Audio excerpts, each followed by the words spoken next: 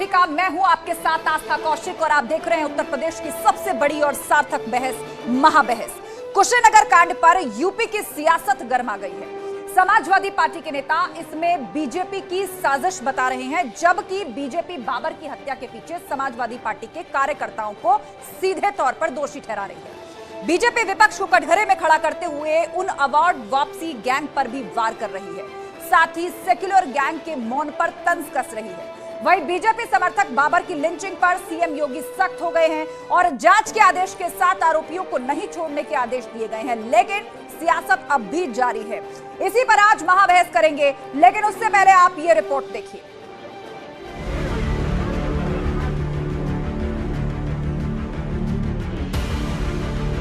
जब हिंदू मुसलमान तभी सियासी घमासान। उसके अंदर राष्ट्रवाद आया है, जिसने बीजेपी को वोट दिया। जो राष्ट्र के प्रति समर्पित है, देश के प्रति समर्पित है, भारत के प्रति समर्पित है, उसने बीजेपी को वोट दिया। और जिन लोगों ने हत्या किया है वो अपराधी किस्म के लोग रहे होंगे, और इसका मतलब उसको अपने देश से लगाव नहीं है, राष्ट्र से लगाव नहीं है, और ऐसे लोग के खिलाफ कार्रवाई होगी और निश्चित तरीके से वो जेल भी जाएंगे। तो मुझे ये हैरत हो रही है कि जिसका नाम बाबर है वो बीजेपी का जश्न क्यों मनाएगा? भाई सारा मुसलमान तो अखिलेश यादव के साथ था, समाजवादी में था और समाजवादी को सपोर्ट कर रहा था, तो मुझे इसके पीछे कुछ साजिश मालूम होती है। अखलाक पर हंगामा, बाबर पर खामोशी।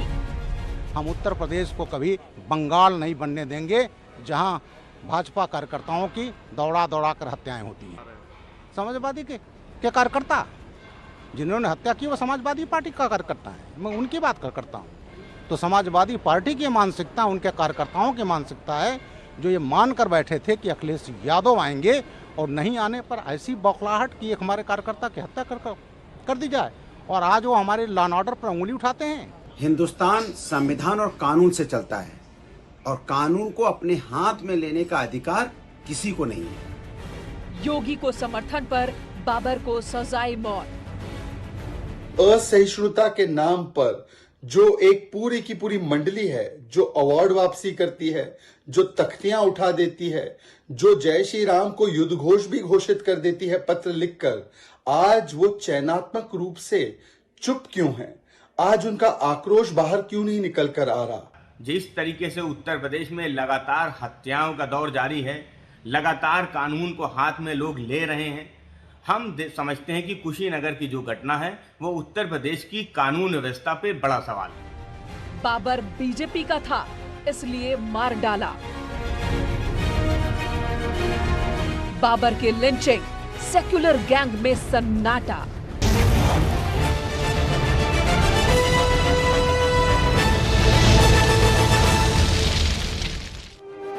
तो क्या बीजेपी समर्थक होना बाबर नाम के उस युवक का गुनाह था? आज महाबहस में इसी पर हम सवाल करेंगे, और सवाल करेंगे सभी पैनलिस्ट और पॉलिटिकल पार्टी से, और जानेंगे, उनसे पूछेंगे जवाब। सवाल ये कि मुस्लिम को बीजेपी समर्थक होना गुनाह है क्या? सवाल ये कि क्या ये लिंचिंग पर सेलेक्टेड सियासत है? योगी के समर्थन ने सजाए मौत क्यों? यदि योगी का समर्थन किया तो क्या सजाए मौत दी जाएगी? पीट पीट कर किसी को मार डाला जाएगा? क्या बाबर के केस में लापरवाही हुई है? यह भी बड़ा सवाल है। तो आज महाबहस के मंच से ये तमाम सवाल हम उठाएंगे, और साथ ही इस पर चर्चा के लिए हमारे साथ जुड़ गए हैं कौशल कांत मिश्रा जी, भाजपा प्रवक्ता। इसके अलावा दानिश कुरैशी, राजनीतिक विश्लेषक हमारे साथ हैं, और हमारे सहयोगी रामगोपाल भी कुशीनगर से हमारे साथ जुड़ गए हैं। लेकिन सबसे पहले कौशल कांत मिश्रा जी, बंगाल में जब चुनाव खत्म हुए थे तो हमने देखा था बीजेपी कार्यकर्ताओं को किस तरह दौड़ा दौड़ा कर मारा जा रहा था, वहां पर हत्याएं हुई। उत्तर प्रदेश का चुनाव निपट चुका है, और ऐसे में बाबर नाम के उस शख्स की हत्या कर दी जाती है। आरोप यह लगा रहा है परिवार कि समाजवादी पार्टी से जुड़े हुए कुछ लोगों ने जानबूझकर उसकी हत्या की, क्योंकि उसने बीजेपी के लिए चुनाव प्रचार किया था। आस्था जी, इसमें मुझे बिल्कुल ये कहना है कि पहले तो जो भी लिंचिंग हुई है, इस पे जो कानूनी तौर पे दोषी हैं उनको सजा दी जाएगी, और चिंता मत कीजिए, जो भी लोग हैं, ये बाबा का बुलडोजर है, सबको बिलों में घुसेड़ देगा दोबारा। और जहां तक रही समाजवादी पार्टी के लोगों की बात, तो समाजवादी पार्टी का पिछला इतिहास सबको पता है। ये बौखलाए हुए हैं, दोबारा गुंडागर्दी पे उतर आए हैं। जैसा कि उसके परिवार के इंटरव्यू में भी कहा जा रहा था, वो उसको सिर्फ इसलिए मारा गया क्योंकि वो बीजेपी का समर्थक था। तो ये समाजवादी के प्रवक्ता, समाजवादी पार्टी और समाजवादी के लोगों को सोचना चाहिए कि वो कितने समाजवादी हैं। जिस तरीके से अगर यही हत्या एक मुसलमान की होती और किसी वजह से दूसरी कम्युनिटी ने की होती तो सारा विपक्ष अभी तक उसके घर पहुंचा होता, उसके यहाँ राजनीतिक टूरिज्म चालू हो गया होता। अखिलेश यादव से लेकर के प्रियंका गांधी वाड्रा, राहुल गांधी सब उसके घर चले जाते। पर ये जो सेलेक्टिविटी है मौत में भी, जो अपॉर्चुनिज्म ढूंढा जा रहा है, ये विपक्ष का असली सेलेक्टेड सियासत की आप बात कर रहे हैं यहां पर कि बात अगर अखलाक की हो, बात अगर तबरेज की हो तो यहां पर लिंचिंग जैसे वर्ड सुनाई देने लगते। क्या वहां पर बड़े बड़े प्रोटेस्ट शुरू हो जाते, मोमबत्ती गैंग बाहर आ जाता? लेकिन आज उस बाबर की बात हो रही है, उस बाबर जिसको पीट पीट कर मारा गया और परिवार का यह आरोप है सिर्फ इसलिए कि उसने भाजपा का प्रचार किया था। मेजर आशीष चतुर्वेदी हमारे साथ जुड़ चुके हैं, समाजवादी पार्टी के प्रवक्ता हैं। आशीष जी, ये बताइए, आप लोगों की तरफ से कहा जा रहा है, बर्क साहब का बयान है कि बाबर बीजेपी सपोर्टर हो ही नहीं सकता। क्यों कह रहे हैं ऐसा आप? देखिए, कोई भी व्यक्ति किसी भी राजनीतिक दल का समर्थन कर सकता है, उसका विरोध कर सकता है। इस देश का संविधान हर एक नागरिक को ये आज़ादी देता है कि वो जिस भी राजनीतिक दल का समर्थन करना चाहे, ये उसे आज़ादी है कि वो उसका समर्थन करे। अब जो ये घटना हुई है निश्चित रूप से बहुत ही दुखद घटना है और यहाँ ध्यान देने वाली बात यह है कि जो ये परिवार था उसने पुलिस से पहले भी गुहार लगाई थी कि उनको ऐसा अंदेशा है कि उनके पड़ोस में रहने वाला व्यक्ति जो उनसे एक दुश्मनी जैसा वर्ताव जो है वो कर रहा था।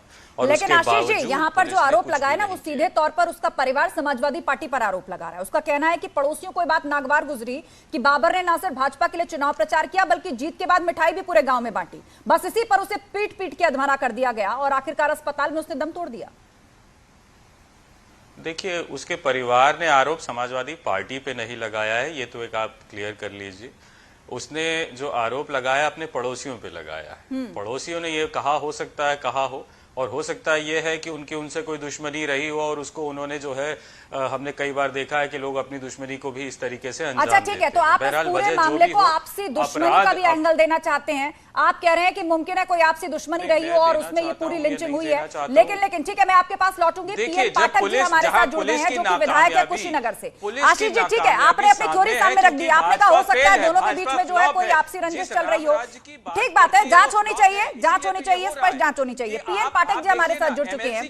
पाठक जी, ये बताइए, यहाँ सपा की तरफ से कहा जा रहा है कि बिल्कुल ठीक बात है, कोई किसी भी विचारधारा का हो सकता है, हमें इस बात से कोई समस्या नहीं है, लेकिन ऐसा भी तो हो सकता है कि पड़ोसियों के साथ कोई आपसी दुश्मनी रही हो और अब उसको ये सियासी एंगल दिया जा रहा है।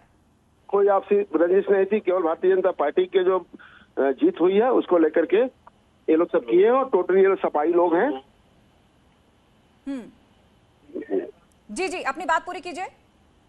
तो मैडम, मेरा कहना, जब तक हमारे कार्यकर्ता को न्याय नहीं मिलता है, जिससे हमारा, हेलो जी, आपकी आवाज आ रही है सर, बात पूरी कीजिए। हाँ, आ रही है। जब तक बाबर को न्याय नहीं मिल जाएगा तब तक मैं खुद इस पूरे मामले को निगरानी करूंगा और ये सुनिश्चित करूंगा कि भविष्य में भाजपा कार्यकर्ता के साथ कोई भी इस प्रकार का कृत्य करने का साहस न कर सके।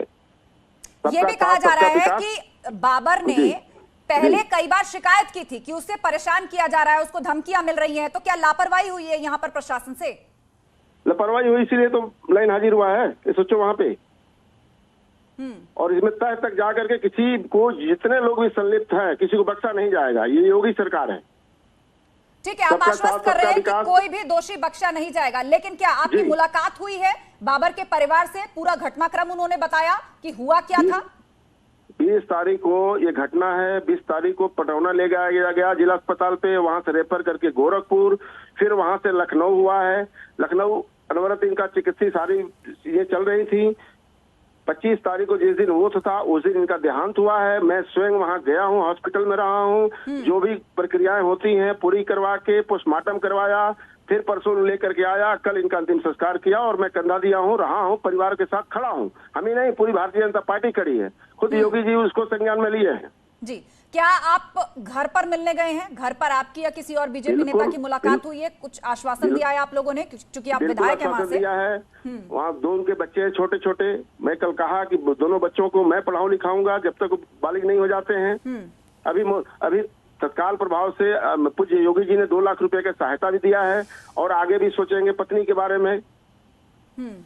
ये पूरा भाजपा परिवार बाबर के साथ खड़ा है। लेकिन सपा इसे बार बार ये कहकर एंगल दे रही है कि बाबर जो है वो बीजेपी का सपोर्टर हो ही नहीं सकता, मतलब मुसलमान तो भाजपा को वोट देगा ही नहीं और आपसी रंजिश हो सकती है। पता कराइए, आप जांच कराइए ठीक से।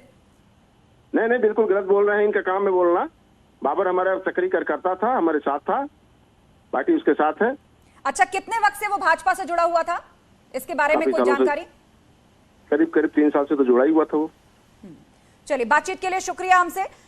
आशीष चतुर्वेदी जी, समाजवादी पार्टी के प्रवक्ता, हमारे साथ जुड़े हुए हैं। आशीष जी, पूरी बात आपने सुनी। यहां पर कहा जा रहा है कि कोई आपसी दुश्मनी का मामला नहीं था। 3 साल से बाबर जो था वो सक्रिय कार्यकर्ता था भाजपा का। जाहिर सी बात है, चुनाव लड़ा गया, उसमें उसने प्रचार भी किया, जीत पर खुशी भी मनाई, और उसके पड़ोसियों ने, जो कहा जा रहा है कि समाजवादी पार्टी से ताल्लुक रखते हैं, उन्होंने उसे उसी मिठाई बांटने पर पीट पीट कर मार डाला। अब क्यों लिंचिंग जैसे शब्द सुनाई नहीं दे रहे हैं? अब क्यों एक मर्डर हुआ है? वैसे तो आप लोग जो है वो अभिव्यक्ति की आजादी के पक्षधर है। उसकी विचारधारा जिसके साथ थी उसने उस पार्टी को चुना, प्रचार किया, जीत की खुशी मनाई, लेकिन पीट पीट कर मार डाला गया। इतनी चुप्पी और खामोशी क्यों? देखिए, मैं आपके अभी जो विधायक हैं वो बोल रहा था सत्ता पक्ष के, और उनका बहुत ध्यान से मैं सुन रहा था उनकी बातें, और उन्होंने कहा कि वो किसी भी भारतीय जनता पार्टी के कार्यकर्ता के साथ ऐसा नहीं होने देंगे। देखिए, यही सोच का फर्क आ जाता है। ये उनको कहना चाहिए था किसी भी व्यक्ति के साथ ऐसा नहीं होने देंगे। जब आप सत्ता में होते हैं तब आप केवल भारतीय जनता पार्टी के मंत्री, मुख्यमंत्री और प्रधानमंत्री भारतीय जनता पार्टी के नहीं होते हैं, और देश के और प्रदेश के होते हैं। यही सोच का फर्क आता है। वही उनकी सोच अभी आपने सुना होगा, और हर एक व्यक्ति ने सुना। उन्होंने कहा कि मैं किसी भी भारतीय जनता पार्टी के कार्यकर्ता के साथ ऐसा नहीं होने दूंगा। हम शुरू से कह रहे हैं कि जो हुआ वो गलत हुआ, जब बिल्कुल हत्या गलत कार्यकर्ता हुआ। की लेकिन हुई क्या है, ये तो एक इकलौता कर रहे थे? आशीष जी, जब हत्या कार्यकर्ता की हुई है तो उसी पर ही सवाल पूछा गया, उसी संदर्भ में बात कर रहे थे। कौशल कांत मिश्रा जी, आप प्रकाश डालेंगे इस बात पर? यहाँ अब ये भी वाल की खाल निकाली जा रही है कि आपने कार्यकर्ता कहकर संबोधित किया। आप ये आश्वस्त करते हैं कि हम किसी नागरिक के साथ ऐसा नहीं होने देंगे, किसी यूपी वासी के पास ऐसा नहीं होने देंगे। पिछले 7 साल से सो रही है। अच्छा, ठीक है, मैं आपके पास लौटूंगी कौशल कांत जी, लेकिन इस बीच हमारे सहयोगी राम गोपाल मौजूद है उस पीड़ित परिवार के साथ जिसने अपना बेटा खोया है। परिवार का सहारा चला गया। सीधे राम गोपाल का रुख करते हैं। पुलिस प्रशासन भी इस वक्त वहां पहुंचा हुआ है। जी राम गोपाल, क्या जानकारी और अपडेट आपके पास फिलहाल? क्या कर दिया? आशीष जी, ठीक है, आपके पास लौटेंगे, लेकिन एक बार पीड़ित परिवार क्या कह रहा है उनकी भी बात सुनवा देते हैं। वहां क्या हालचाल है राम गोपाल? क्यों नहीं देते? पहले ये बताइए। अगर आप बिल्कुल, जो सियासत है वो सियासत अपनी तरफ, लेकिन जो प्रशासनिक लापरवाही यहाँ पे देखने को मिली है वो बिल्कुल यहाँ पे साफ दिखाई पड़ रहा है। घटना के 6 दिन बाद यहाँ पे जो जिले के स्तर के अधिकारी हैं दिखाई नहीं पड़ते हैं। आज चूंकि खबर चलती है तो खुद डीआईजी साहब आए हैं तो फिर पूरा फोर्स आ जाता है। परिवार जो कि हमसे लगातार बात कर रहा है, कह रहा था हम डरे हुए हैं, यहाँ पे इनकी सुरक्षा के लिए कोई तैनात नहीं होता है। और अभी तो एक आरोप ये भी लोग लगा रहे थे कि कल रात में इनको धमकी दी गई है पुलिस के द्वारा कि आप लोग जो है अपनी बात को, क्या धमकी दिया गया था? धमकी दे गए कि तो नाली के लेके थी होता, नाली कुछ नहीं, हमने की बीजेपी को वोट दिए कोई से मैं मर्द कुमारी को मुआ देना। माता जी, क्या कौन धमकी दिया था आपको?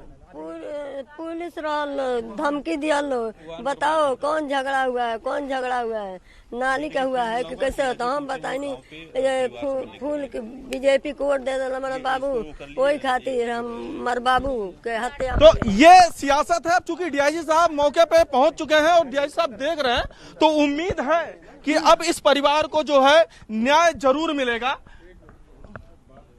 सर बिल्कुल, तो अभी डीआईजी साहब का कहना है कि मैं बात कर रहा हूं, बात करने के बाद मैं आऊंगा, बात करूंगा, लेकिन जो नाली विवाद के लोग बात कर रहे हैं वो नाली विवाद यहाँ पे दिखाई नहीं पड़ रहा है। जी जी बिल्कुल, तो आपने ग्राउंड जीरो से बिल्कुल स्थिति स्पष्ट कर दी। मरहूम बाबर की मां ये कह रही है कि भाजपा को वोट दिया इसलिए ये हाल किया। सर पकड़े हुए बैठे जो बीवी है वो ये कह रही है कि हमें धमकाया जा रहा है, बीजेपी को वोट दिया, यही सारी कहानी है। आशीष चतुर्वेदी जी, सुन रहे हैं आप? कह रहे नाली वाली का कोई झगड़ा नहीं था, ना कोई आपसे विवाद था, मसला यही कि भाजपा मेरी को बात वोट सुन दिया। रही हैं या क्या आप मेरी बात सुनना चाहती हैं? सवाल ये है कि क्या आप मेरी बात सुनना चाहती हैं? आपकी बात पूरी सुनी जा रही है, लेकिन आप लोग इसको पड़ोसियों के झगड़े का जो विषय बना रहे हैं ना, मैंने खुद फैमिली के मुंह से सुनवा दिया कि वो क्या कह रही है। सुन रहा हूं, सवाल ये है कि जो मैं कहना चाह रहा हूं, क्या आपका चैनल वो दिखाना चाहता है भी? आप लाइव है सर, मैं आपसे सवाल पूछ रही हूं, आप अपनी बात रखिए खुलकर, आपको रोक कौन रहा है?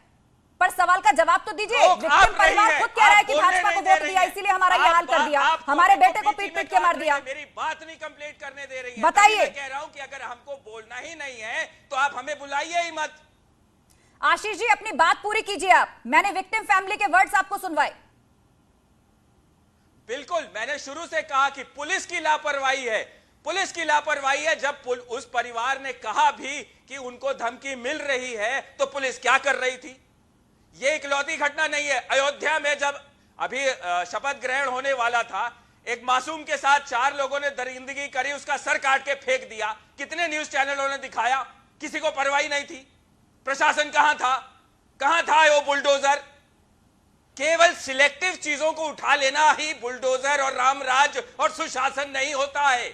जो आशीष जी सेलेक्टिव शब्द का आपने जिक्र किया ना, यहाँ भी प्रश्न उसी सेलेक्टिव शब्द के इर्द गिर्द घूमता है कि एक घटना जिसमें सीधे तौर पर आपकी पार्टी का नाम आता है, आप उसके इर्द गिर्द बात ही नहीं करना चाहते। आप और मुद्दे उठाना चाहते हैं, आप उठाइए, आप विपक्षी दल है, लेकिन जो असल सवाल पूछा जा रहा है ना इसी सेलेक्टिव होने पर आप उस पर बात नहीं करना चाह रहे। आपने ये तो कह दिया प्रशासन की लापरवाही थी, जब बाबर की तरफ से कहा गया कि धमकियां मिल रही है, लेकिन इस पर भी तो बोलिए ना कि धमकी किससे मिल रही थी? पड़ोसियों से। वो पड़ोसी जिसके लिए विक्टिम फैमिली कह रही है कि समाजवादी पार्टी से ताल्लुक रखते हैं, हमने भाजपा को वोट दिया इसलिए ये हमारे पीछे पड़ गए। कौशल कांत मिश्रा जी, यहाँ पे सीधे तौर पर सपा की तरफ से ये कहा जा रहा है कि जब प्रशासन को बार बार बाबर और परिवार की तरफ से ये कहा गया कि धमकियां मिल रही हैं, तो आप लोग समय से नहीं जागे। आप पहले इनको बंद कराइए, ये जो हल्ला मचा रहे हैं। ठीक है, उन्होंने अपनी बात कह ली, आगे हम दोबारा प्रश्न उनके पास लेके जाएंगे, लेकिन फिलहाल उन्होंने जो दलील दी उस पर मैं चाहूंगी आप रिएक्ट करें। मैं सिर्फ यही कहना चाहूंगा कि जिस तरीके से आप बिल्कुल, इस बीच में आप सभी को रोक रही हूं। बहुत बड़ी खबर आ रही है, यूपी में मंत्रियों के विभागों के बंटवारे से जुड़ी ये खबर है। मंत्रियों को पोर्टफोलियोज बांटे गए हैं। बहस हमारी जारी रहेगी, लेकिन उससे पहले ये ब्रेकिंग न्यूज अपने दर्शकों को दे देते हैं। मंत्रियों के विभागों को लेकर अभी तक सस्पेंस जो बना हुआ था कि किसको कौन सा विभाग मिलेगा, उसको लेकर अब तस्वीर स्पष्ट हो रही है।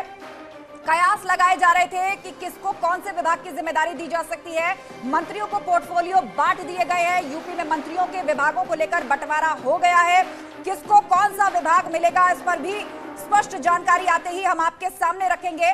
लेकिन बड़ी खबर यही कि उत्तर प्रदेश के अंदर मंत्रियों को पोर्टफोलियोज दे दिए गए हैं। शपथ ग्रहण के बाद जो मंत्री बने थे उन पर लगातार कयास लगाए जा रहे थे कि किसको कौन सा विभाग मिल सकता है। तो अब विभागों का बंटवारा कर दिया गया है। उत्तर प्रदेश के अंदर मंत्रियों को विभाग बांट दिए गए हैं। इस वक्त की बड़ी खबर हम आपको बता रहे हैं, तमाम मंत्रियों को विभाग अलॉट कर दिए गए हैं। मंत्रियों को पोर्टफोलियोज दे दिए गए हैं। किसको कौन सा विभाग मिला है, जैसे ही जानकारी आएगी हम आपके सामने रखेंगे। लेकिन इस बीच यूपी में मंत्रियों के विभागों का बंटवारा कर दिया गया है। यह बहुत बड़ी खबर इस वक्त हमें मिल रही है। हमारी सहयोगी अनामिका हमारे साथ फोन लाइन पर जुड़ गई है, उन्हीं से अपडेट लेते हैं। अनामिका बताइए, मुख्य नाम और विभाग किसको क्या मिला है पोर्टफोलियो?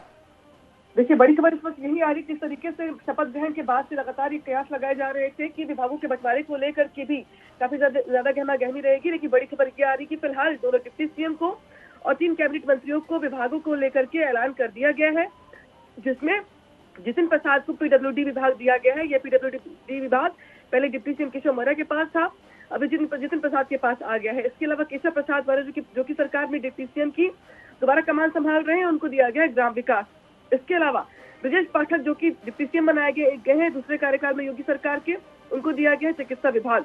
स्वतंत्र देव सिंह जो कि पार्टी के प्रदेश अध्यक्ष थे और अब कमान संभाल रहे हैं कैबिनेट मंत्री की, उनको विभाग जो है वो दिया गया जल शक्ति विभाग। जल शक्ति विभाग पहले महेंद्र सिंह के पास था, स्वतंत्र देव सिंह के पास आ गया है। AK शर्मा जिनको और लेकर इस के बीच लगातार अनामिका हमारे साथ संकेत भी जुड़ रहे हैं, उनके पास भी कोई जानकारी है। जी संकेत, आपके पास क्या जानकारी है? देखिए, जिस तरह से विभागों को बंटवारों को लेकर कयास चल रहे थे, उसमें डिप्टी सीएम केशव प्रसाद मौर्य को ग्राम विकास मिला है और उससे पहले उनको पीडब्ल्यूडी विभाग इनके पास में था। और वहीं दूसरी तरफ AK शर्मा जो कि भारतीय जनता पार्टी के संगठन के प्रदेश उपाध्यक्ष हैं और उसके अलावा MLC हैं और इस बार योगी कैबिनेट में शामिल हुए हैं, उनको नगर विकास विभाग दिया गया है जो कि आशुतोष टंडन के पास हुआ करता था। वहीं स्वतंत्र देव सिंह जो भारतीय जनता पार्टी के प्रदेश अध्यक्ष हैं, इस बार कैबिनेट में शामिल हुए हैं योगी कैबिनेट में, उनको दिया गया है जल शक्ति विभाग यानी कि सिंचाई विभाग उनको दिया गया है। जितिन प्रसाद इनको पीडब्ल्यूडी विभाग दिया है, वही ब्रजेश पाठक को चिकित्सा स्वास्थ्य विभाग दिया गया है। तो ऐसे में एक बात साफ है कि आज ये लिस्ट जारी हो सकती है आधिकारिक रूप से, और ये सूचनाएं जो आ रही हैं उसमें तमाम ऐसे और चेहरे होंगे जिनके पास चौंकाने वाले विभाग जाएंगे। उम्मीद और कयास जो लगाए जा रहे थे वो सभी गलत साबित हो रहे हैं। इस बार जो विभागों का बंटवारा है वो कोशिश ये है भारतीय जनता पार्टी सरकार की कि इस बार योगी सरकार में वो चेहरे होंगे जो साफ सुथरे चेहरे हैं, उनको और उनकी योग्यता के हिसाब से विभागों के बंटवारे किए जा रहे हैं। बिल्कुल, तो यहाँ पर जो कयास लगाए जा रहे थे विभागों को लेकर, उनके नामों को लेकर, उसके ठीक उलट तस्वीर निकलती हुई सामने आई है। जितिन प्रसाद को पीडब्ल्यूडी विभाग दिया गया है, केशव प्रसाद मौर्य को ग्राम विकास, ब्रजेश पाठक को चिकित्सा, स्वतंत्र देव सिंह को जल शक्ति और AK शर्मा को नगर विकास दिया गया है। इसके अलावा संकेत, बाकी के पोर्टफोलियोज को लेकर क्या खबर है, उन पर कब तक स्पष्टता आ जाएगी, किसको क्या मिला है, ये लिस्ट कब तक सामने आ जाएगी? देखिए, लिस्ट पूरी तरीके से फाइनल हो चुकी है, संगठन स्तर से और सरकार स्तर पर मंथन भी हो चुका है, लिस्ट लगभग फाइनल है। कुछ देर में ही लिस्ट जारी हो सकती है। ये मुख्यमंत्री कार्यालय के पास में लिस्ट है और मुख्यमंत्री की हरी झंडी मिलते ही ये लिस्ट जारी कर दी जाएगी और उसके बाद मंत्री विभागों में अपने कामकाज संभाल लेंगे। हालांकि इस बार की जो कोशिश है, जिस तरह से ये मंत्रिमंडल का प्रारूप देख रहे हैं हम लोग, जो उसमें जो चेहरे शामिल किए गए हैं, साफ सुथरे चेहरे, स्वच्छ छवि के चेहरे, और जो जिस विभाग में जिनको जानकारी जो लोग रखते हैं, उन कोशिश यही की गई है कि जानकार लोगों को वो विभाग दिए जाएं जिससे कि उनको आसानी रहे। अगर हम बात करें सबसे पहले AK शर्मा की, तो उन्होंने पहले भी वो ब्यूरोक्रेट्स रहे हैं, IAS अफसर रहे हैं, VRS लेके वो यूपी आए थे और यहाँ पे उन्होंने अपनी राजनीतिक पारी शुरू की थी। तो नगर विकास विभाग में की जिम्मेदारी उनको दी गई है। तो जाहिर सी बात है कि AK सरकार की उम्मीद है कि इन चेहरों को जिम्मेदारी दी जाए जो चेहरे विभाग को बेहतर तरीके से चला सकें और जो योजनाएं हैं वो आम जनता तक पहुंच सकें और मंत्री खुद जानता हो कि उनके विभाग में कामकाज कैसा हो। और अगर हम बात करें जितिन प्रसाद की, तो उन्होंने केंद्र में भी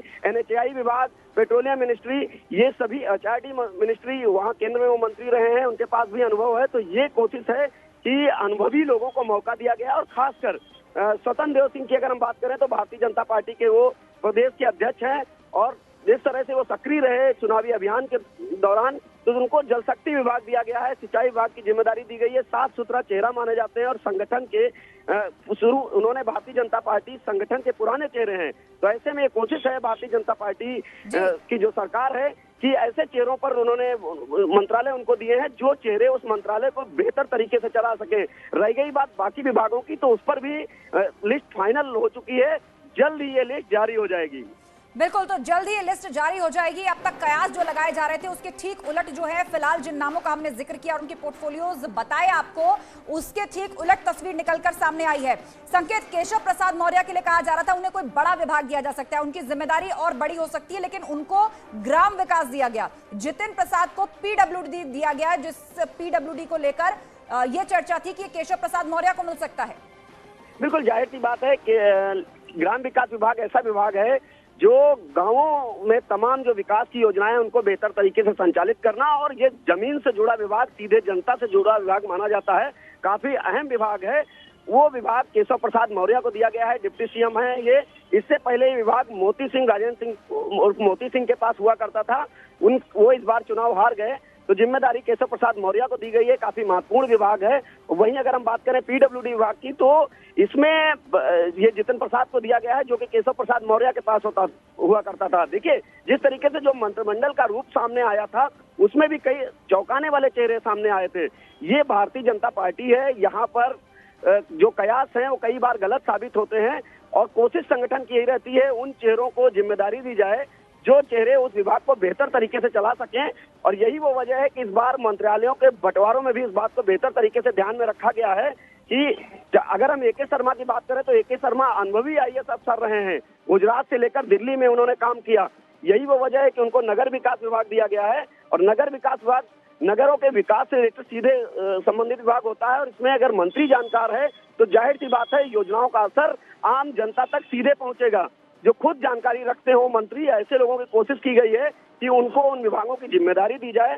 और अगर हम बात करें ब्रजेश पाठक की, तो ब्रजेश पाठक को जो चिकित्सा स्वास्थ्य विभाग दिया गया है, तो ऐसे में अगर हम कोरोना काल में देखें तो ब्रजेश पाठक काफी सक्रिय रहे, और यही नहीं उन्होंने कई ट्वीट भी किए थे कि स्वास्थ्य विभाग को लेकर। तो ऐसे में कोशिश ये है कि ब्रजेश पाठक को ये विभाग दिया गया है। हालांकि उनके पास में इससे पहले वो कानून मंत्री थे, जो पहली योगी सरकार थी, इस बार उनको चिकित्सा स्वास्थ्य की बात कही जा रही है।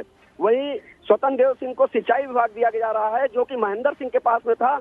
महेंद्र सिंह और योगी सरकार में पहले जब सरकार का गठन हुआ तो धर्मपाल सिंह को ये विभाग सिंचाई विभाग दिया गया था, लेकिन जो दोबारा मंत्रिमंडल योगी सरकार में उसका विस्तार हुआ उसमें धर्मपाल सिंह को हटा दिया गया था और ये विभाग महेंद्र सिंह को दिया गया। अब महेंद्र सिंह के बाद में ये इस योगी सरकार में अबकी से ये विभाग दिया गया है स्वतंत्र देव सिंह को। तो ऐसे में एक बात साफ है कि साफ सुथरे छवि के जो लोग हैं उनको विभागों का आवंटन किया गया, और जो जानकार हैं ऐसे जानकार लोगों को विभागों का आवंटन किया जा रहा है। 2024 का लोकसभा चुनाव नजदीक है, इसे ध्यान में रख के काम किया जा रहा है। ये मुख्यमंत्री योगी आदित्यनाथ और भारतीय जनता पार्टी का शीर्ष संगठन इस बात को भली भांति जानता है कि काम करने वाले मंत्रियों को अगर विभाग दिया जाएगा तो जो योजनाएं हैं उनका असर सीधे आम जनता तक पड़ेगा, उनको फायदा आम जनता को मिलेगा। 2024 यानी कि 2 साल में ही चुनाव है, तो ऐसे में ये कोशिश है कि योजनाओं का लाभ सीधे आम जनता को मिले, और जानकार लोगों को ही मंत्रिमंडल में शामिल किया गया और उनको विभाग भी उसी हिसाब से बांटे जा रहे हैं। जी हाँ, बिल्कुल। तो विभाग भी उसी हिसाब से बांटे जा रहे हैं, और उस पर चर्चा के लिए हमारे गेस्ट लगातार हमारे साथ जुड़े हुए हैं। कौशल कांत मिश्रा जी भाजपा से हैं, आशीष चतुर्वेदी समाजवादी पार्टी से, और दानिश कुरैशी पॉलिटिकल एनालिस्ट हैं। दानिश जी, सवाल आपसे यही कि आप चूंकि अब बड़ी खबर आ गई है तो अब बहस हम इस पर भी कर रहे हैं। अभी तक ये था कि मंत्रिमंडल ने शपथ ले ली है, किसको क्या विभाग मिलेगा, तो एक बार फिर से कयासों के उलट नाम सामने आए हैं। केशव प्रसाद मौर्य को जो है वो ग्राम विकास दिया गया है, जितिन प्रसाद को PWD जैसा महत्वपूर्ण विभाग दे दिया गया है। देखिए, मैं तो एक बात कहूंगा कि पिछली बार भी मैं अक्सर कहता रहा हूं कि पिछले 5 सालों की जो कार्यकाल रहा योगी जी का, उस कार्यकाल में अमूमन हर साल का 5 लाख करोड़ का बजट था, और 25 लाख करोड़ का बजट बाबा ने कहाँ खर्चा किया इसका वो चुनाव में भी हिसाब नहीं दे पाए थे। रह गई बात मंत्रिमंडल की और इसकी, तो अभी तक तो इस दुख में थे लोग, भारतीय जनता पार्टी के लोग, कि उनके एक कार्यकर्ता नामक बाबर, उनके कहने के मुताबिक की हत्या हो गई है, और अब वो सारा मामला खुशी में तब्दील हो गया। दूसरा, मैं एक बात खास ये कहना चाहता हूँ कि मैं दोपहर से सुन रहा हूँ कि बाबा ये कह रहे हैं, सरकार ये कह रही है कि छोड़ा नहीं जाएगा, बख्शा नहीं जाएगा। मेरा एक थोड़ा सा क्वेश्चन ये है कौशल कांत जी से कि क्या अगर ये बाबर या भारतीय जनता पार्टी का कोई कार्यकर्ता ना होता और ऐसे किसी व्यक्ति की हत्या होती तो क्या उसे छोड़ दिया जाता, क्या उस पर कोई सख्ती नहीं बरती जाती? अभी मैं आपके चैनल पे भी मैं इंटरव्यू देख रहा था, जो मृतक है उनके भाई ये कह रहे थे कि जो कातिल हैं वो ये कह रहे हैं कि भाई पुलिस थाने में 10 लाख रुपए दे देंगे। तो क्या यही छवि बनी है आम लोगों के अंदर में कि पुलिस थाने में 10 लाख रुपए दे देंगे तो मतलब कुछ भी नहीं होगा? और अगर यही बाबा का लॉ एंड ऑर्डर है तो फिर मुझे लगता है कि फिर किसकी सुरक्षा की बात करते हैं, किसके विश्वास की बात करते हैं? क्योंकि उनका परिवार को अब ये विश्वास रहेगा कि नहीं रहेगा। जैसा कि बता रहे, अभी आपने दिखाया कि उनकी माताजी कह रही है कि कल पुलिस ने भी उनको धमकी दिया है। अब जब सत्ता आपकी है, प्रशासन आपके हस्तक है, और आप ही की पुलिस अगर आप ही के कहने के मुताबिक मारने वाले किसी और विरोधी पार्टी के लोग हैं, और उन विरोधी पार्टी के चक्कर में आके पुलिस मृतक के परिवार को धमकी दे रही है, तो फिर बताइए कौशल जी कि ये कैसा राम राज्य है? चलिए ठीक है, हम चर्चा इस पर भी कर रहे हैं कि आखिर एक शख्स की पीट कर हत्या कर दी गई, इसका जिम्मेदार कौन है। लेकिन चर्चा अब मंत्रियों के विभागों पर भी हो रही है, क्योंकि चुनाव खत्म हो चुके हैं। मंत्रिमंडल विस्तार को लेकर बड़ी खबर का सब लोग इंतजार कर रहे थे, शपथ भी हो गई, अब पोर्टफोलियोज भी सामने आ गए हैं। इस पर चर्चा के लिए हमारे साथ न्यूज रूम से मेरे सहयोगी अमित जुड़ रहे हैं, और साथ ही अनामिका भी जुड़ गई हैं। अनामिका, आपके पास आते हुए क्या और जानकारी आप ऐड करना चाहेंगी फिलहाल लिस्ट से संबंधित? देखिए, मोटे तौर पर अगर देखा जाए तो अब पूरी लिस्ट साफ हो चुकी है। अब तक 2-2, 4-4 करके नाम सामने आ रहे थे, लेकिन अब टोटल कैबिनेट मंत्रियों के पास जो विभाग है मुख्यमंत्री को जोड़ते हुए वो सारे विभाग तस्वीर साफ हो चुकी है। मुख्यमंत्री योगी आदित्यनाथ के पास अगर बात की जाए तो कुल 25 विभाग जी बिल्कुल। तो कुल 25 विभाग मुख्यमंत्री योगी आदित्यनाथ के पास रहेंगे। कैबिनेट मंत्री और राज्य मंत्रियों के हिसाब से विभाग वाइज ये लिस्ट सामने आ चुकी है। अमित शुक्ला हमारे साथ है। अमित, क्या नजर आ रहा है इस लिस्ट को स्टडी करने के बाद? इंतजार समाप्त हो गया है आस्था, वो लिस्ट आ गई है, वो नाम सामने आ गए कि किसको कौन सा विभाग मिला है। और सबसे पहले ये लिस्ट न्यूज़ 18 के पास आई है। जो सबसे बड़ा बदलाव है इसमें वो देखने को मिला है कि जितिन प्रसाद का प्रमोशन हुआ है। पीडब्ल्यूडी विभाग उनको सौंप दिया गया है। पिछली सरकार में टेक्निकल विभाग उनके पास हुआ करता था, टेक्निकल एजुकेशन, लेकिन इस बार उनका प्रमोशन हुआ है और उनको पीडब्ल्यूडी विभाग सौंप दिया गया है। वो विभाग जो पिछली सरकार में डिप्टी सीएम केशव प्रसाद मौर्य के पास था। इससे सीधे तौर पर समझा जा सकता है कि उनका कद कितना इस सरकार में बढ़ा दिया गया है। मुख्यमंत्री योगी आदित्यनाथ की बात करें आस्था, उनके पास इस बार इस सरकार में 34 विभाग हैं। जो प्रमुख बातें सामने आई वो हम आपको बता देते हैं। नियुक्ति, कार्मिक, गृह, सतर्कता, आवास एवं शहरी नियोजन, राजस्व, खाद्य एवं रसद, ये सारे विभाग सीएम योगी आदित्यनाथ ने अपने पास रखे हैं।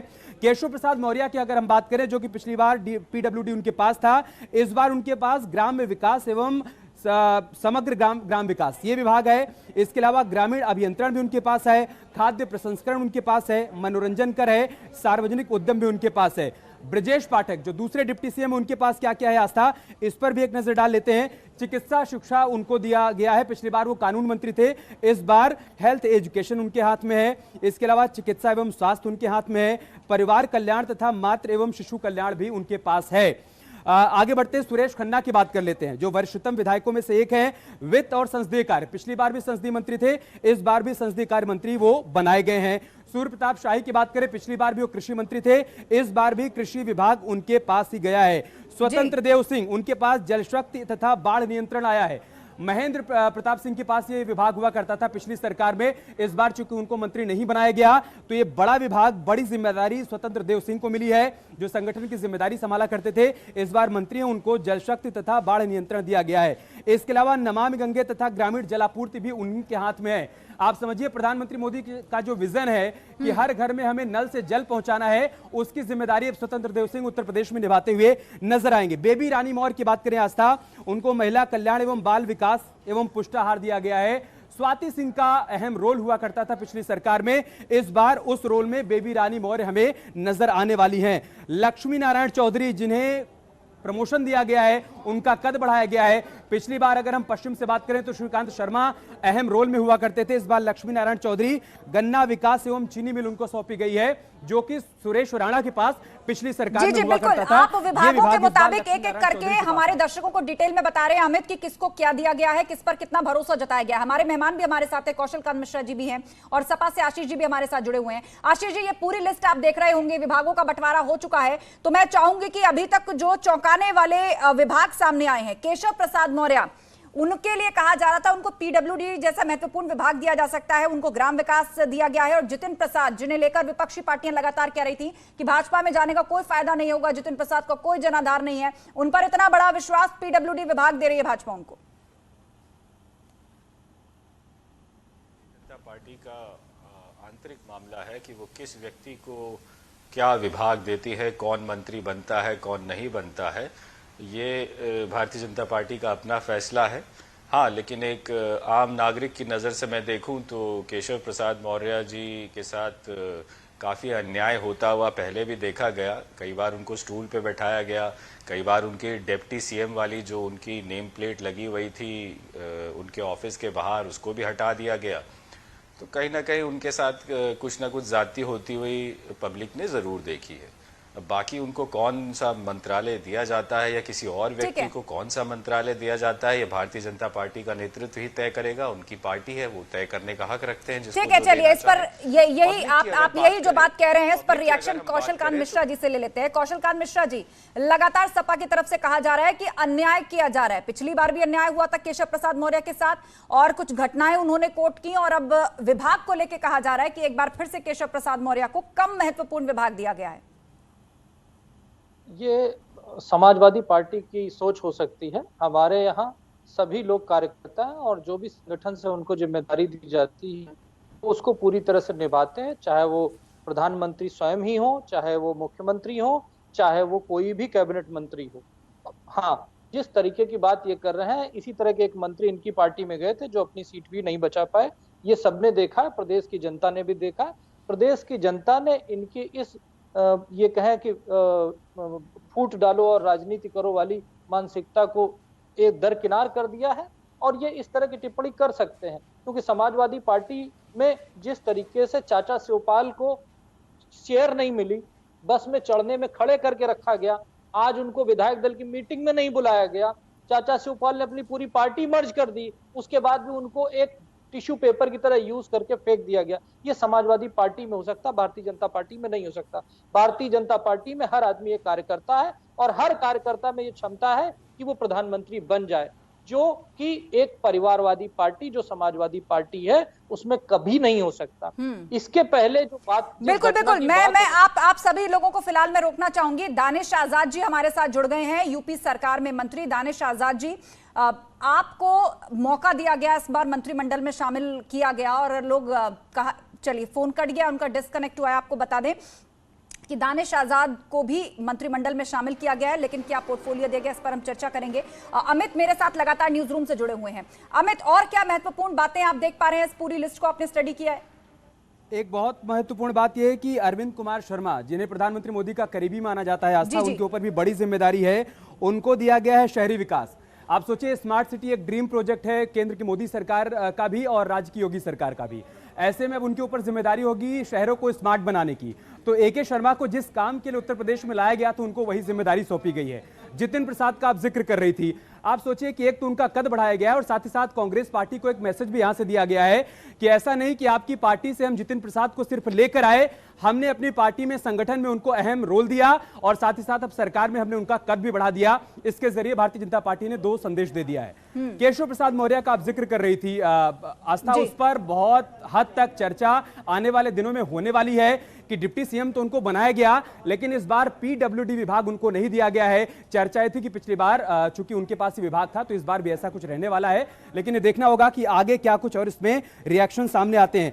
आशीष पटेल, उनके पास यहां पर प्राविधिक शिक्षा और उपभोक्ता संरक्षण एवं अन्य जिम्मेदारियां सौंपी गई हैं। आप इसको ऐसे समझिए कि सरकार में एक तो भागीदारी है अपना देलस की, और साथ ही साथ आशीष पटेल को यहां पर एक अहम रोल और एक अहम जिम्मेदारी भी दी गई है सरकार में। बिल्कुल बिल्कुल, हमारे साथ दानिश कुरैशी जी भी जुड़े हुए हैं, पॉलिटिकल एनालिस्ट हैं, उनका रुख करते हैं। दानिश जी, अब वो पूरी लिस्ट सामने आ चुकी है कि किसको कौन सा विभाग दिया जा रहा है, तो अब क्या महत्वपूर्ण बातें आप यहां पर देख पा रहे हैं? केशव प्रसाद मौर्य के लिए विपक्ष ये कह रहा है कि उनको कम महत्वपूर्ण विभाग दिया गया है, पिछली बार भी उनके साथ नाइंसाफी हुई थी, इस बार भी नाइंसाफी हुई है, लेकिन जितिन प्रसाद को पीडब्ल्यूडी दिया गया। और एक संदेश भी ये कि जितिन प्रसाद को लेकर भाजपा का विजन बहुत बड़ा है। देखिए, मैं तो एक बात में मानता हूं कि दरअसल जितने भी पोर्टफोलियो बांटे गए हैं उन्हीं उसमें जो मंत्री नियुक्त हुए हैं उनको खैर अपना ब्लूप्रिंट रखना चाहिए था कि आने वाले सालों में वो क्या करेंगे, यही महत्व की बात होती आवाम के लिए। रह गई राजनीतिक पार्टी की बात की जाए तो देखिए, आज भी समाजवादी पार्टी आरोप प्रत्यारोप में है। दूसरी तरफ कौशल कांत जी ने भी ये कुछ नहीं कहा कि भाई जो पोर्टफोलियो बांटे गए हैं उसमें उनकी क्या योजनाएं हैं आने वाले वक्त के लिए, उत्तर प्रदेश की आवाम के लिए। बजाय उसके वो ये घटनाएं गिना रहे थे कि इनके चाचा को टेबल नहीं मिला, वो ये कह रहे थे कि उप मुख्यमंत्री हैं उनको उठा दिया गया, नेम प्लेट निकाल दी गई। दरअसल परेशानी जो है ना प्रदेश की वो यही है कि आम आदमी तक जो कुछ महत्व की योजनाएं पहुंचेंगी तब पहुंचेंगी, लेकिन पक्ष और विपक्ष जो है ना ये अपनी तानाकशी में जो रहता है इसकी बदौलत आवाम का नुकसान होता है, क्योंकि शासक पक्ष हमेशा पॉलिटिकल सेफ होने के चक्कर में रहता है और विपक्ष जो है बिना तर्क के जब हमला करता है ना तो मामले बिगड़ते हैं। मैं तो यही कहूंगा कि जितने भी पोर्टफोलियो बांटे गए हैं उन सारे मंत्रिमंडल में लिए गए सारे मंत्रियों को अगले 1 महीने भर के अंदर में अपना ब्लूप्रिंट पेश करना चाहिए कि आने वाले 5 वर्षों में उनकी क्या योजना है, किस लक्ष्य तक वो ले जाना चाहते हैं। और उसके बाद आने वाले वक्त में जब लोगों के सामने चीजें आएंगी तो ये समझ पाएंगे लोग कि पिछली सरकारों ने क्या किया, पिछली सरकार योगी जी की ही सही और इस बार की सरकार ने क्या किया। लेकिन होता यह है हमारे यहाँ सियासत ज्यादा होती है और काम कम। ठीक है, कौशल कांत मिश्रा जी, अब समय आ गया है कि बजाय इन बातों या डिबेट में पढ़ने के कि किसकी पार्टी में कौन सी घटना घटी, किस नेता के साथ क्या हुआ नहीं हुआ, लक्ष्य यदि बड़ा है, 2024 नजदीक है और एक बार फिर से आप पर भरोसा जनता ने जताया है, तो अब एक समय सीमा के अंदर ये जो तमाम नाम सामने आए हैं, उनके विभाग सामने आए हैं, ये बताना होगा कि आप कहां तक लेकर जाने वाले हैं उत्तर प्रदेश को, आपका लक्ष्य क्या है और आने वाले समय में आप इस विजन को कहां तक उत्तर प्रदेश के अंदर और कैसे इंप्लीमेंट करेंगे? अनामिका जी और दानिश जी, आप दोनों लोग ध्यान से सुनिए। जब पहली मीटिंग हुई थी उसी मीटिंग में ये बोला गया है कि हर मंत्री जिसको जो कार्य दिया जाएगा वो 100 दिन पे क्या किया उसने सारी समीक्षा करके लाएगा, 6 महीने में क्या काम किया, साल में क्या काम किया, 2 साल में क्या काम किया और 5 साल में क्या काम किया, ये पूरा पब्लिक के सामने लाएगा। और मैं चाहूंगा ये विपक्ष जो है, जब हम 100 दिन पे काम लेके आए, 6 महीने पे काम लेके आए और 1 साल पे काम लेके आए, हमारी कमियों को उजागर करे जिससे हम बेहतर सेवा कर पाए और ये इसी तरह से हमेशा विपक्ष में बने रहें और हम जनता की सेवा सत्ता में रहते हुए करते रहें। बात यह है कि दानिश जी ने कहा कि मैंने क्या जवाब दिया, मैंने इसलिए जवाब दिया अगर मेरा एक प्रवक्ता साथी मेरे से कुछ सवाल कर रहा है तो मैं उसका जवाब दूंगा। और जहां तक रही पोर्टफोलियोज की बात, हमारे यहाँ पोर्टफोलियो इंपॉर्टेंट नहीं है, उसका काम इंपॉर्टेंट है। आप देखिए जितने कैबिनेट मंत्री पिछली बार थे उसमें से बहुत सारे बदल दिए गए। ये वो पार्टी नहीं है जो परिवारवादी हो, एक ग्रुपवादी हो। यहाँ पर जो काम में परफॉर्मेंस करेगा उसको पद मिलेगा, जो नहीं करेगा उसे हटा दिया जाएगा। और इस बार आपने समय सीमा भी दे दी है कि 100 दिन के अंदर किस मंत्री ने अपने विभाग में क्या काम किया है वो भी सामने रखा जाएगा, 6 महीने के अंदर कितना काम हुआ है वो भी सामने रखा जाएगा। दानिश जी कुछ कहना चाह रहे हैं, वो बार बार हाथ उठा रहे हैं। जी दानिश जी। देखिए, कौशल कांत जी ने जो कुछ भी कहा है उन्होंने अपनी तरफ से ये बात कही है कि 100 दिन का हिसाब होगा, 6 महीने का हिसाब होगा, वो मैं समझ गया और पार्टियां लेती ही हैं, अब किसी भी राजनीतिक पार्टी की सत्ता हो। लेकिन मैं ये कह रहा हूं कि मंत्रिमंडल की तरफ से चीजें आनी चाहिए कि अगले 100 दिन में हमारा लक्ष्य क्या है। आपका जो भी काम होगा, कम होगा ज्यादा होगा, वो आप अवाम के बीच रखेंगे, ये अवाम तय करेगी कि ये काम इतने दिनों में कम है या ज्यादा है, वो और बात है। लेकिन लक्ष्य अगर आप देंगे तो मुझे लगता है कि प्रदेश में विकास की गति बढ़ेगी, जिससे कहीं ना कहीं भारतीय जनता पार्टी बचना चाह रही है, ऐसा मुझे आपके वक्तव्य से लगता है। चलिए ठीक है, आप सभी हमारे साथ बने रहिए, आपके पास हम लौटेंगे, लेकिन मेरे सहयोगी अमित भी न्यूज रूम से हमारे साथ हैं और वो कुछ जानकारी ऐड करना चाह रहे हैं। जी अमित। एक और बड़ी बात यह है आस्था कि स्वतंत्र देव सिंह जिनको संगठन से सरकार में लाया गया, उनके पास 7 विभाग हैं। सीएम योगी आदित्यनाथ के पास 34 है और उसके बाद दूसरे नंबर पर स्वतंत्र देव सिंह का नाम आता है जिनके पास 7 विभाग हैं। ये 7 विभाग कौन कौन से ये भी बता देते हैं। जल शक्ति उनके पास है, नमामि गंगे उनके पास है, इसके अलावा सिंचाई एवं जल संसाधन उनके पास है, सिंचाई उनके पास है, लघु सिंचाई उनके पास है, प्रति भूमि विकास उनके पास है और बाढ़ नियंत्रण उनके पास है। इसके अलावा धर्मपाल सिंह का भी कद बढ़ाया गया, उनके पास भी 6 विभाग हैं। पशुधन, दुग्ध विकास, राजनीतिक पेंशन, अल्पसंख्यक कल्याण, मुस्लिम वक्फ एवं हज, नागरिक सुरक्षा भी उनके पास दी गई। नंद गोपाल नंदी जिनके पास पिछली सरकार में जिम्मेदारी इस बात की थी कि हवाई चप्पल वाला भी हवाई जहाज से उड़ पाए, उनके पास कौन कौन से विभाग हैं ये भी आप समझिए। औद्योगिक विकास उनको दिया गया है जो कि पिछली बार सिद्धार्थनाथ सिंह या यूं कहें कि सतीश महारा के पास बाद में चला गया था। इसके अलावा निर्यात प्रोत्साहन भी उनको दिया गया है, एनआरआई भी उनको दिया गया है और निवेश प्रोत्साहन भी उनको दिया गया है। मतलब सतीश महाना का जो रोल पिछली सरकार में हुआ करता था वो इस बार हमें नंद गोपाल गुप्ता नंदी का देखने को मिलने वाला है। अनिल राजभर की बात करें, बहुत अहम उनकी भी भूमिका है, उनके पास श्रम, सेवायोजन और समन्वय ये 3 विभाग हैं। और राकेश सचान के पास भी 5 विभाग हैं। कौन कौन से विभाग हैं वो भी आस्था बता देते हैं दर्शकों को। सूक्ष्म, लघु एवं मध्यम उद्यम, मतलब जो पिछली बार सिद्धार्थनाथ सिंह के पास था वो इस बार राकेश सचान के पास है। बिल्कुल बिल्कुल अमित, मैं ये चाहूंगी कि इस बार जो 7 महिला मंत्री बनाई गई हैं उनके भी पोर्टफोलियोज के बारे में आप हमारे दर्शकों को बताइए कि उनकी क्या जिम्मेदारियां दी गई। कई चौंकाने वाले नाम उसमें सामने आए। रानी मौर्य का तो है ही, साथ ही साथ गुलाब देवी का नाम भी है जिनको माध्यमिक शिक्षा की जिम्मेदारी सौंपी गई है।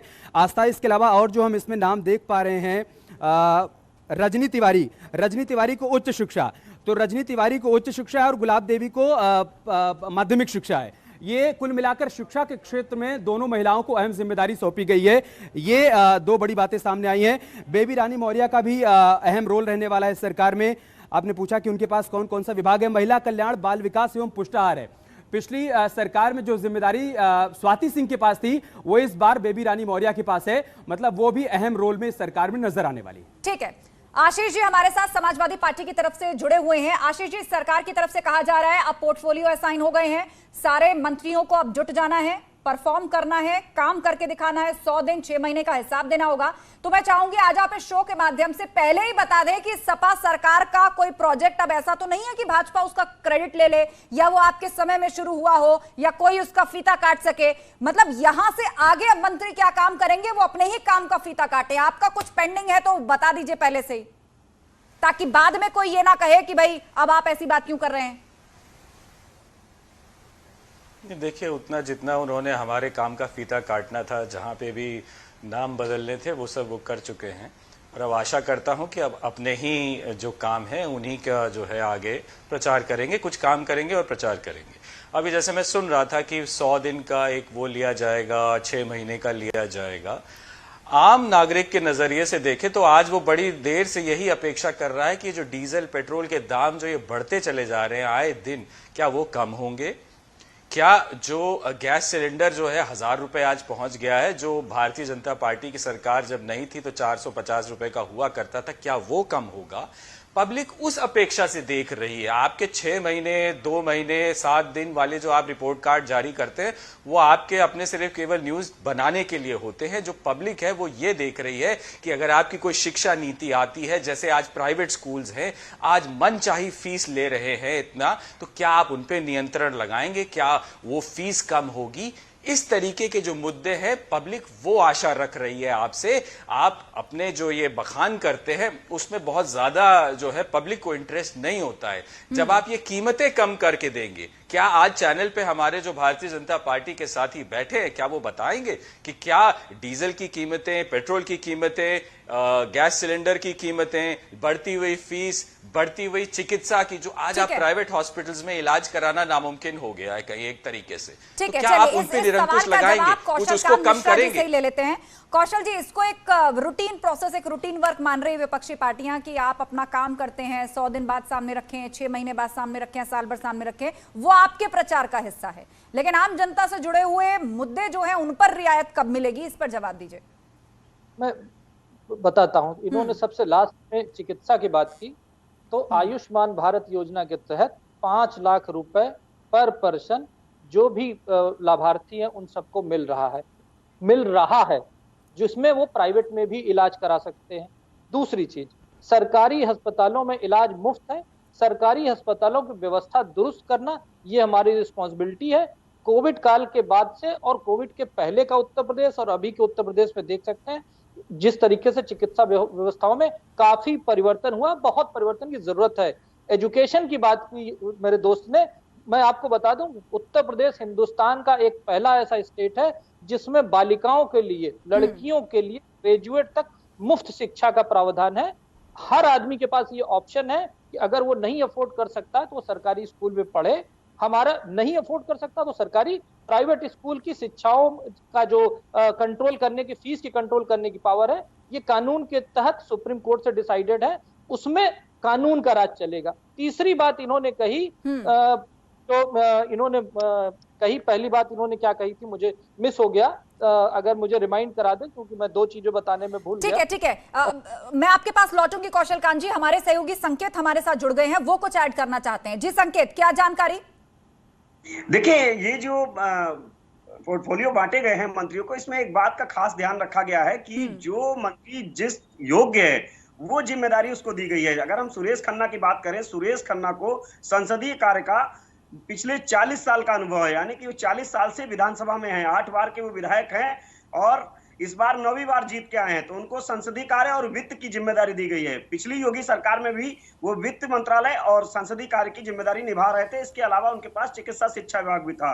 वही दूसरी तरफ अगर हम बात करें जितिन प्रसाद की, तो जितिन प्रसाद के पास में अनुभव है केंद्र में एनएचआई जैसे विभाग चलाने का, पेट्रोलियम जैसे विभाग चलाने का, इसके अलावा एचआरडी मिनिस्ट्री जैसे विभाग चलाने का, तो उनको जिम्मेदारी यहाँ पर दी गई है पीडब्ल्यूडी जैसे मंत्रालय की, जो कि डिप्टी सीएम केशव प्रसाद मौर्य के पास योगी सरकार में पहले कार्यकाल में हुआ करता था। इस बार उम्मीद ये जताई जा रही थी केशव मौर्य को डिप्टी सीएम बना दिया गया है तो उनका मंत्रालय भी उनके पास रहेगा, लेकिन इस बार उनका मंत्रालय बदल गया और ये संदेश शीर्ष नेतृत्व से लगा के मुख्यमंत्री योगी आदित्यनाथ ने दिया है कि काम के जो आम जनता, बिल्कुल जैसा जिसका अनुभव या पूर्व में एक्सपोजर रहा, उसको कोशिश की गई है कि उसी के मुताबिक जो है वो मंत्रालय दिया जाए। लेकिन संकेत, वो मुख्य चेहरे कौन से हैं? पोर्टफोलियो सबको मिल गए हैं, वो मुख्य चेहरे कौन से हैं जिनके ऊपर केंद्र हो या राज्य सरकार, उनकी जो फ्लैगशिप योजनाएं हैं, जो बड़ी योजनाएं हैं, जिनको चुनावों में परफॉर्मेंस बनाकर सामने रखा जाता है, जिनसे जुड़ा हुआ बड़ा लाभार्थी वर्ग होता है या होना चाहिए, जो बीजेपी कहती है कि इस बार हमारी जीत के पीछे सबसे बड़ा फैक्टर रहा है, तो वो चेहरे कौन से हैं जिनको ऐसे विभाग मिले हैं जिनका किया गया काम अगले चुनाव के मैनिफेस्टो या रिपोर्ट कार्ड में ऐड होगा? बिल्कुल, अगर हम बात करें सबसे पहले एके शर्मा की, जिनके पास नगर विकास विभाग उनको दिया गया है। एके शर्मा वही अफसर हैं जो नरेंद्र मोदी के बहुत करीबी रहे, गुजरात में उनके साथ में काम किया और इसके बाद वो दिल्ली में रहे और दिल्ली से फिर वो वीआरएस लेकर यूपी की सियासत में आए और यहाँ वो भारतीय जनता पार्टी के प्रदेश उपाध्यक्ष बने, एमएलसी बने और इस बार उनको नगर विकास विभाग दिया गया है। एके शर्मा को पहले से ही अनुभव है इस तरह के जो तमाम विभाग हैं उनको चलाने का, नगर विकास विभाग की भी जिम्मेदारी वो पहले देख चुके हैं।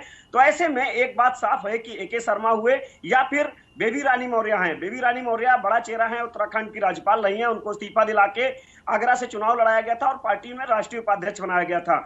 बेबी रानी मौर्य इस बार बेबी रानी मौर्य को महिला एवं बाल विकास कल्याण मंत्रालय दिया गया जो कि काफी अहम है। दूसरी बात, संदीप सिंह जो कि कल्याण सिंह के पोते हैं, उनको बेसिक शिक्षा विभाग दिया गया है। युवा हैं वो और शिक्षित हैं, ऐसे में बेसिक शिक्षा विभाग दिया गया है। और पिछली जो योगी सरकार थी उसमें वो बहुत साफ सुथरे छवि के नेता माने जाते रहे, राज्य मंत्री थे, लेकिन इस बार उनको स्वतंत्र प्रभार बनाया गया और उनको विभाग भी बेसिक शिक्षा दिया गया।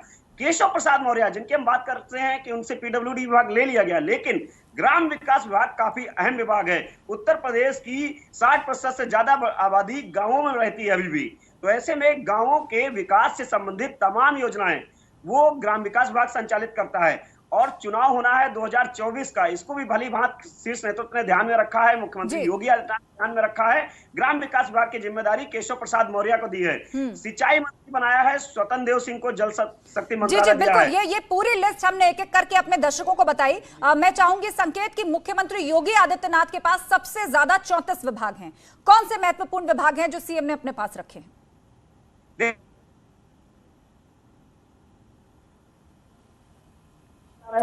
चलिए, तो फिलहाल संकेत डिस्कनेक्ट हो गए हैं, आगे भी उनसे हम चर्चा करेंगे, लेकिन कौशल कांत मिश्रा जी और आशीष चतुर्वेदी जी समाजवादी पार्टी के, वो दोनों हमारे साथ जुड़े हुए हैं। कौशल कांत मिश्रा जी, यहां पर देखा यह जा रहा है कि जो 7 मंत्री बनाई गई महिला बेबी रानी मौर्य, उनको जो है वो मंत्रालय दिया गया है, महिलाओं से संबंधित या उनके लिए जो आप कानून लेकर आते हैं, उत्तर प्रदेश के अंदर आपने उनके लिए कितना सुरक्षित माहौल बनाया हुआ है, ये तमाम मुद्दे जो थे वो चुनाव के दौरान घूमते रहे। तो ये आधी आबादी का जो आपकी जीत में कंट्रीब्यूशन है, भविष्य में ऐसा क्या बड़ा आप लोग करने जा रहे हैं और बड़ी जिम्मेदारी अब बेबी रानी मौर्य को होगी उसको जमीन पर उतारने में? देखिए, महिलाओं की जो सिचुएशन थी भारतीय जनता पार्टी सरकार के पहले, महिलाओं को पूरी तरह से शिक्षित करना, संरक्षित करना, संगठित करना और उनके थ्रू उनका जितना से ज्यादा पार्टिसिपेशन सरकार में और एडमिनिस्ट्रेशन में होना चाहिए, उसको प्रमोट करना। उसका एक एग्जाम्पल दे देता हूं। जब भारतीय जनता पार्टी की सरकार पिछली बार आई थी, उस समय जो महिलाओं का रिप्रेजेंटेशन पुलिस में लगभग 5% के आसपास था, वो बढ़कर के उससे करीब 3.5 से 4 गुना हो चुका है।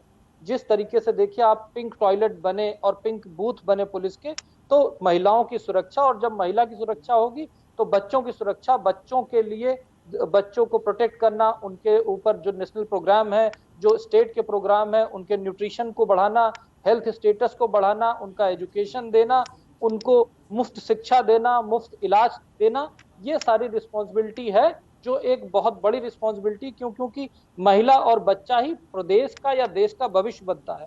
तो उनके लिए प्रॉपर शिक्षा, सुरक्षा और संसाधन तीनों प्रोवाइड करना एक बहुत इंपॉर्टेंट काम है। इसके अलावा देश सरकार को सिर्फ यही नहीं देखना है, ये सरकार ऐसी सरकार है जिसको हम डबल इंजन की सरकार बार बार करते रहे हैं। और आप याद कीजिए, जब सेक्टर का बजट पेश हुआ था, उस बजट में ये कहा गया था ये हम 2045 के विजन को मान करके दे रहे हैं।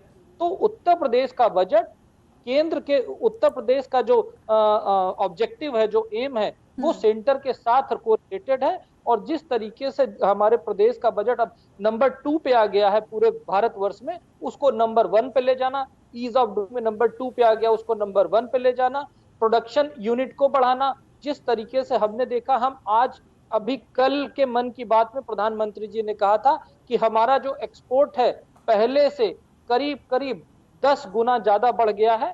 उस एक्सपोर्ट में उत्तर प्रदेश का पार्टिसिपेशन बढ़ाना, हम डिफेंस को सप्लाई करने लगे हैं। जिस तरीके से डिफेंस कॉरिडोर बन रहा है, जिस तरीके से डिफेंस के लिए हमारी जो बिल्कुल एक एक करके आप फेहरिस्त तो गिनवा रहे हैं, लेकिन चुनावी मौसम में भी और आज भी विपक्ष ने आपको बार बार ये कहते हुए घेरा कि जिस 24 घंटे बिजली देने की बात आप उत्तर प्रदेश में कर रहे हैं, आप खुद बताइए कि कितने जो है कारखाने आपने लगाए, कितने जो पावर प्रोड्यूस करने के प्लांट्स हैं वो आपने लगवाए।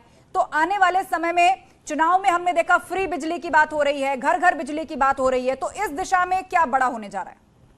आप देखिए अनामिका जी, पावर प्लांट से ज्यादा जरूरी था कि हर घर में बिजली मिलना। आज उत्तर प्रदेश के किसी भी गांव में 18 घंटे बिजली मिल रही थी जो 2017 के पहले कुछ महानगरों में और सफाई जैसे गांव में मिलती थी, बाकी सब जगह नहीं मिलती थी। आज गांव में भी 18 घंटे बिजली मिल रही है। इस तरह से जब बिजली मिलेगी तो लोकल उद्योग, कुटीर उद्योग, जो छोटे लघु उद्योग हैं, उनको पावर सप्लाई मिलेगी। तो वो जो हमारी एक योजना है, एक उत्पाद एक शहर एक उत्पाद योजना के थ्रू हर शहर में एक पर्टिकुलर प्रोडक्ट को बनाया जाएगा जिसको विदेशों में सप्लाई किया जाएगा। ये विजन उत्तर प्रदेश का, यानी ओडीओपी को लेकर आने वाले समय में और कई बड़े कार्य जो हैं वो उत्तर प्रदेश में होने जा रहे हैं, आप ऐसा आश्वस्त कर रहे हैं। लेकिन इस वक्त की बड़ी खबर यही कि उत्तर प्रदेश के अंदर पोर्टफोलियो असाइन कर दिए गए हैं। सबसे ज्यादा 34 विभाग गृह समेत मुख्यमंत्री योगी आदित्यनाथ ने अपने पास रखे हैं, और बाकी तमाम मंत्रियों को कौन कौन से विभाग दिए गए वो हमने आपको बताया। इस पर चर्चा जारी रहेगी, इसका विश्लेषण हम करते रहेंगे, लेकिन एक बहुत छोटे से ब्रेक का यहाँ वक्त हो चला है। कहीं मत जाइएगा, जल्द लौटेंगे।